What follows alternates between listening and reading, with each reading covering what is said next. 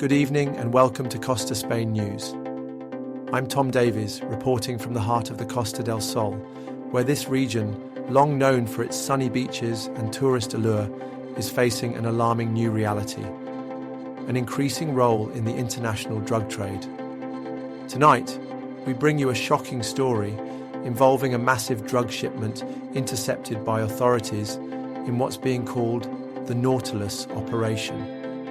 The interception of the largest narco-submarine ever discovered marks a turning point in the fight against drug trafficking in the Mediterranean. A massive, state-of-the-art submarine carrying 6.6 tons of cocaine was intercepted by Spanish and Portuguese authorities just off the coast of the Azores Islands.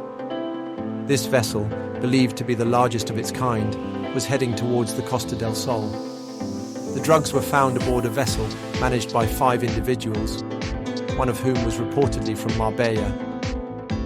In a coordinated effort between the Spanish Guardia Civil, Portuguese police, and international agencies like the UK's National Crime Agency and the US Drug Enforcement Administration, authorities were able to halt this operation in its tracks.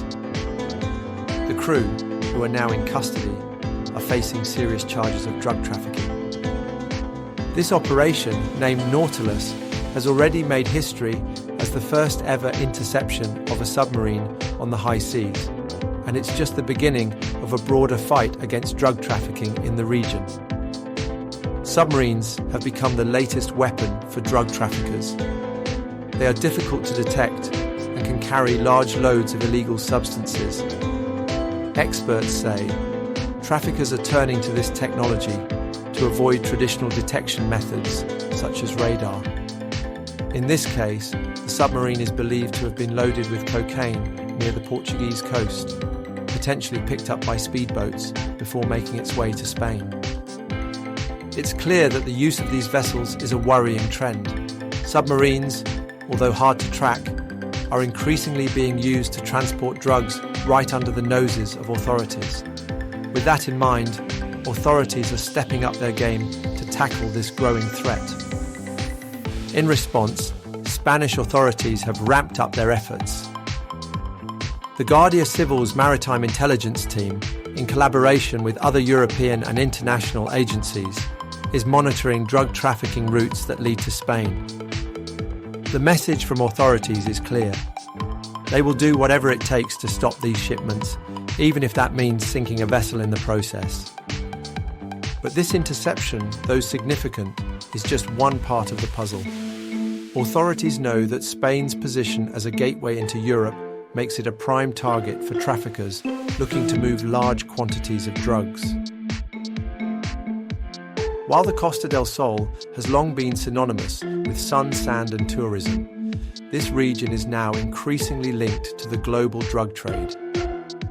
The growth of drug trafficking in the area has led some to nickname it Costa Crime, a stark reminder of the dark forces lurking beneath the surface of this popular destination.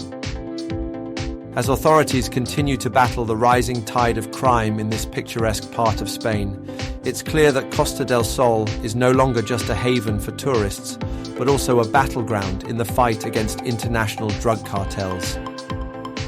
As authorities continue to battle the rising tide of crime in this picturesque part of Spain, it's clear that Costa del Sol is no longer just a haven for tourists, but also a battleground in the fight against international drug cartels.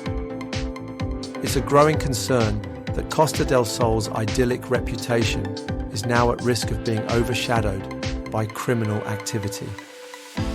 But with international cooperation and vigilance from law enforcement, there's hope that Spain can regain control of its shores and keep the Costa crime at bay. For now, authorities are on high alert and will continue to follow this developing story.